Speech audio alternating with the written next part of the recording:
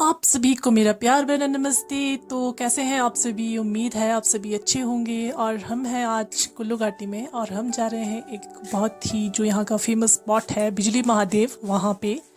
तो आप सभी को भी महादेव जी के दर्शन कराते हैं। और सफ़र में हमारे हमारे साथ हैं हमारे फ्रेंड्स जो कि हमें कुल्लू में मिले थे और हम सभी साथ आए हैं।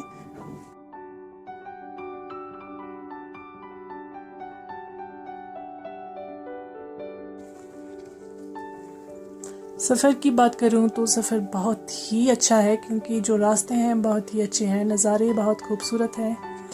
बोलते हैं ना कि सफ़र खूबसूरत होता है मंजिल से, बिल्कुल वैसे ही। तो चलते हैं आगे। और जो मुझे थोड़ा बहुत पता है बिजली महादेव के बारे में वो भी मैं आप लोगों के साथ ज़रूर शेयर करूँगी।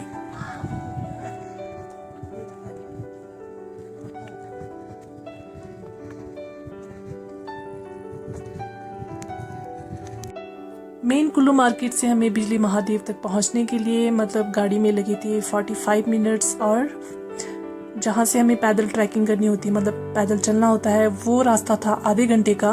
वो हमारे लिए था, अदरवाइज़ वो 1 घंटे का रास्ता होगा जिनकी मतलब वॉकिंग स्पीड थोड़ी कम है।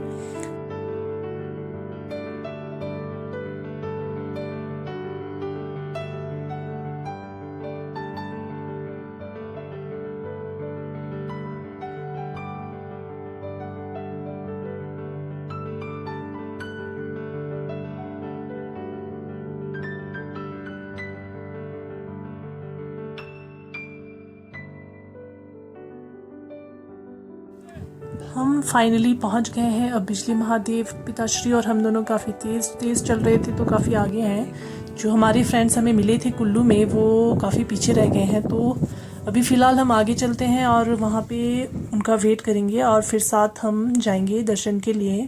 तो अभी चलते हैं। तो इस जगह का नाम बिजली महादेव क्यों पड़ा?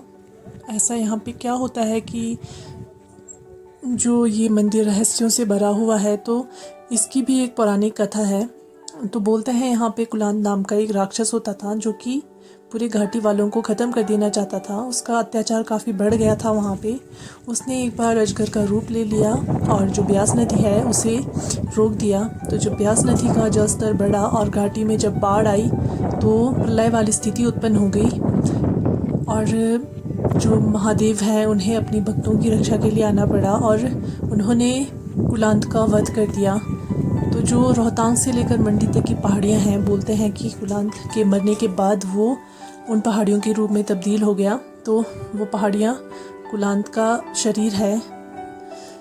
तो जब कुलांत के मरने के बाद भी घाटी वालों का डर ख़त्म नहीं हुआ तो महादेव जी ने कुलांत के मस्तक पे ही विराजमान हो गए। और जो ये जगह है वो बिजली महादेव के नाम से इसलिए प्रसिद्ध है क्योंकि उसके बाद महादेव जी ने देवराज इंद्र को कहा कि हर 12 साल के बाद तुम मेरे मस्तक पर बिजली गिराना, जो घाटी वालों की समस्या है उसके लिए, और मैं उनकी समस्याओं को हर लूँगा। तो हर 12 साल बाद वो बिजली यहाँ गिरती है।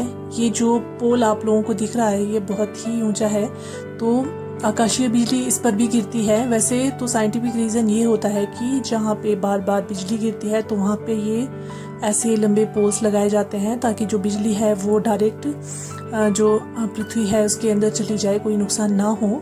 पर ऐसा होता नहीं है। बोलते हैं कि वो बिजली इस पोल पर कभी गिरती है और वो दरवाजे के रास्ते से जो शिवलिंग है उसको खंडित कर देती है, वो डायरेक्ट अंदर को चली जाती है। ये जो दरवाज़ा है मंदिर का, यहाँ से अंदर को सीधे शिवलिंग पर गिरती है या फिर छत से होकर वो बिजली शिवलिंग को तोड़ देती है।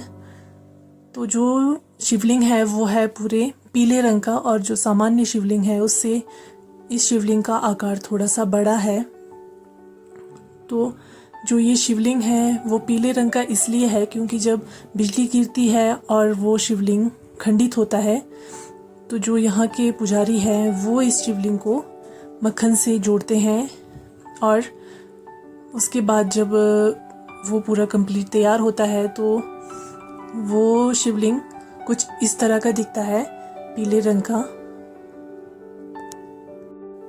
तो ये जो आकाशीय बिजली है, सबको पता है कि ये 12 साल के बाद एक तय टाइम पे यहाँ मंदिर में गिरेगी। और ऐसा भी नहीं है कि कभी यहाँ पे कुछ नुकसान हुआ है, मतलब कि जनधन की, ऐसा कुछ नहीं है। यहाँ पे आज तक किसी भी इंसान को बिजली गिरने से कोई भी नुकसान नहीं हुआ है। वो बिजली या तो इस पोल पर गिरेगी और इस दरवाजे से अंदर शिवलिंग पर गिरेगी, या फिर छत से होते हुए, छत को तोड़ते हुए तब जाके शिवलिंग पे गिरेगी। तो इस वजह से इस मंदिर का नाम बिजली महादेव पड़ा। जैसे कि मैंने आप लोगों को बताया है कि यहाँ पे हर 12 साल बाद बिजली गिरती है, और जो यहाँ के लोग हैं उसे भगवान का आशीर्वाद समझते हैं अपने लिए। और मंदिर और भगवान जी, बाबा जी के दर्शन के बाद हम भी मंदिर की परिक्रमा करेंगे। तो जैसे कि आप लोगों को पता होगा कि जो शिव मंदिर है उसकी अर्ध परिक्रमा होती है, जहाँ से शिवलिंग का पानी बाहर को जाता है, वो वहाँ से हम परिक्रमा वापस कर लेते हैं। तो ऐसा यहाँ पे नहीं है, क्योंकि यहाँ पे जो शिवलिंग है वहाँ पे पानी या फिर जो भी दूध वगैरह होता है वो अभी नहीं चढ़ाया जाता इस पे। तो इसकी परिक्रमा हम पूरी करेंगे। और तो परिक्रमा करने के बाद जो यहाँ पे ये है छोटी सी खिड़की, यहाँ से भी बाबा जी के दर्शन बहुत ही आराम से होते हैं। तो भी हम चलते हैं दर्शन के लिए, और आप लोगों को जो ये बिजली महादेव का जो व्यू है बाहर से वो भी दिखाएंगे।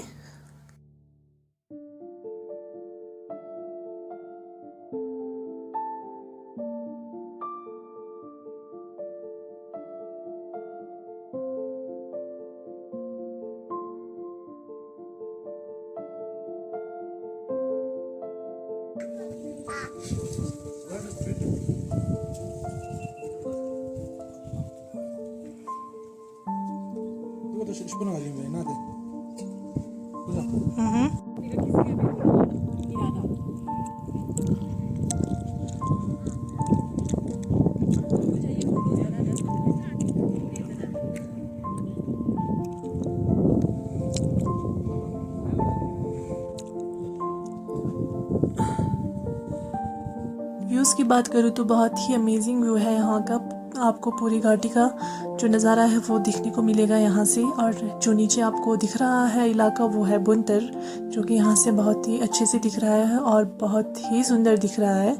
तो यहाँ पे जो आए हैं वो है टूरिस्ट, स्थानीय लोग, और हमें भी बहुत अच्छा लग रहा है यहाँ आकर। तो एक बार तो फिर से यहाँ पे आना बनता ही है। अगर कभी आप लोगों को यहाँ पे आने का मौका मिले तो प्लीज़ मत छोड़िए उसे, क्योंकि बहुत ही अमेजिंग है यहाँ का जो व्यू है वो।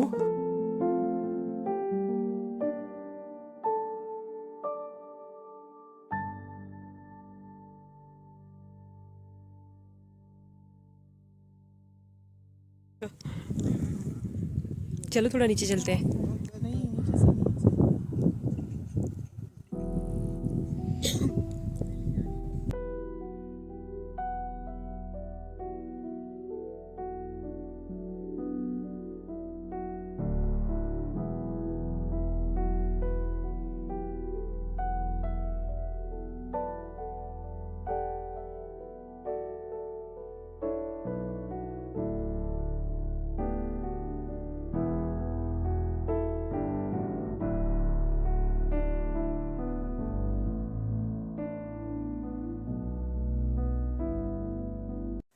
कुछ टाइम यहाँ पे बैठने के बाद हम अब जा रहे हैं वापस, क्योंकि हमें बुनतर पहुँचना है और मौसम भी ख़राब होने को है। तो अभी हम चलते हैं वापस।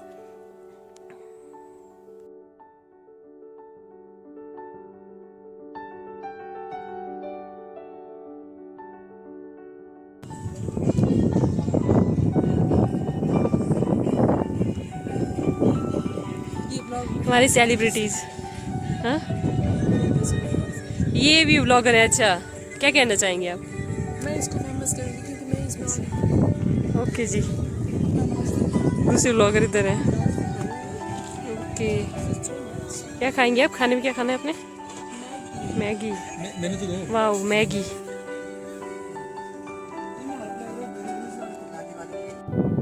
पता नहीं आप सभी को दिख रहा है या नहीं, बट इस पेड़ में बिजली गिरी है।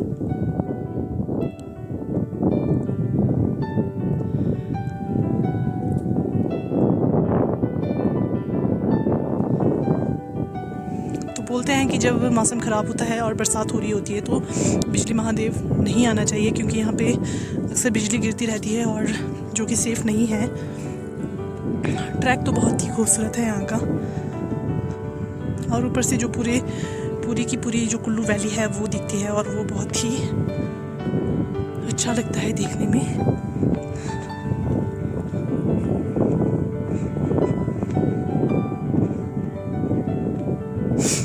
और अब हम जा रहे हैं वापस, तो मिलेंगे हम अब नीचे जब हम पहुंचेंगे गाड़ी के पास। तो वापस आते इसमें मुझे देखिए क्या मिला है। मुझे मिला है सकुलेंट्स जो कि बहुत ही प्यारे हैं, और मुझे लगता है कि ये मदर नेचर का गिफ्ट है मेरे लिए, जो कि मुझे सडनली यहाँ पे मिले थे और मैं इन्हें ले आई अपने साथ। तो अब हम चलते हैं वापस बुंदर की तरफ, और आप लोग मुझे ज़रूर बताएं कि मेरा आज का व्लॉग आप लोगों को कैसा लगा। Stay safe, stay healthy, bye bye.